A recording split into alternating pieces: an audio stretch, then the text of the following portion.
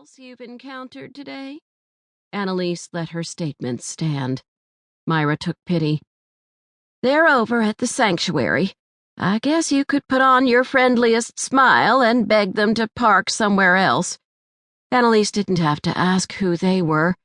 Radiance Stained Glass from Knoxville, Tennessee was in town to take measurements for a new rose window in the choir loft, as well as to listen to the council executive committee's opinion about proposed designs.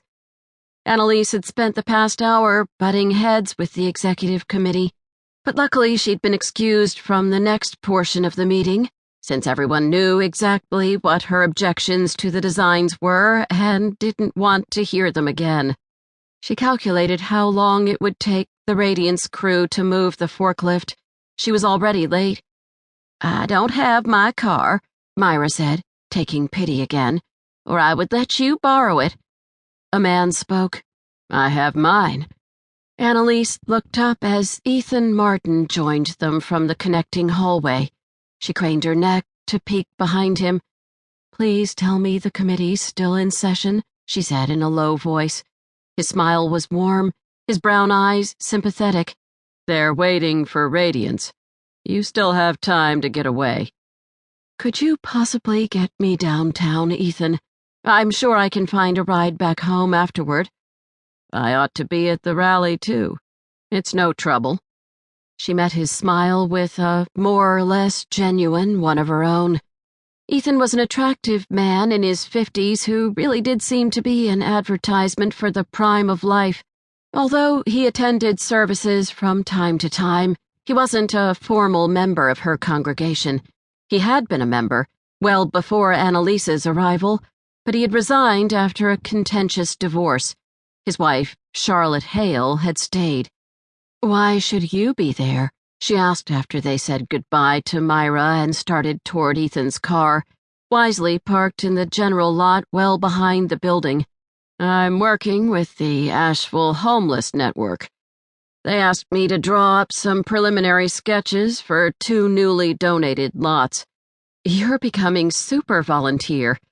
I feel guilty I asked you to give your thoughts about the window at today's meeting." "Because I'm already volunteering elsewhere? Or because the people on the committee need a few lessons on how to get along?"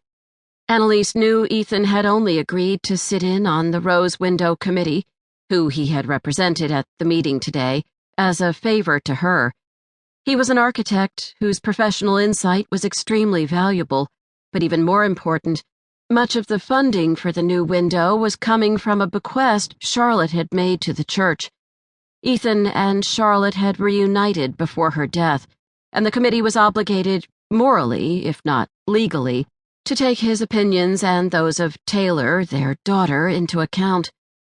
"The executive committee can be a cranky lot," she said, thinking what an understatement that was. "I'm sorry I got you into this." Afternoon sunshine bronzed the bare limbs of trees that just a month before had flaunted rainbow-colored leaves. November weather in Asheville was unpredictable, but right now the air was balmy, as was the light breeze that pulled wisps of dark hair from the knot she had fashioned on top of her head. As they walked around the parish house, past Covenant Academy, the elite private school the church had founded, she breathed deeply and forced herself to appreciate the park-like surroundings. The grounds had been recently manicured by the garden crew, and pansies and chrysanthemums filled beds, along with the stalks of departed hollyhocks nodding in the children's garden. That garden sat at the rear of the parish house, nearly out of sight of the street, tended and appreciated by Sunday school classes who grew produce for a local women's shelter. Annalise had been forced to fight for the patch of land, since the garden was rarely tidy and even more rarely productive. But the children loved working in the sun and getting their hands dirty, and the lessons they learned were invaluable. As they turned toward the garden, she noticed several people strolling to admire the flowers, as well as a family sunning themselves on the grass in the farthest corner. From this distance, she didn't recognize anybody, but they seemed at home. She lifted her hand in acknowledgement as she and Ethan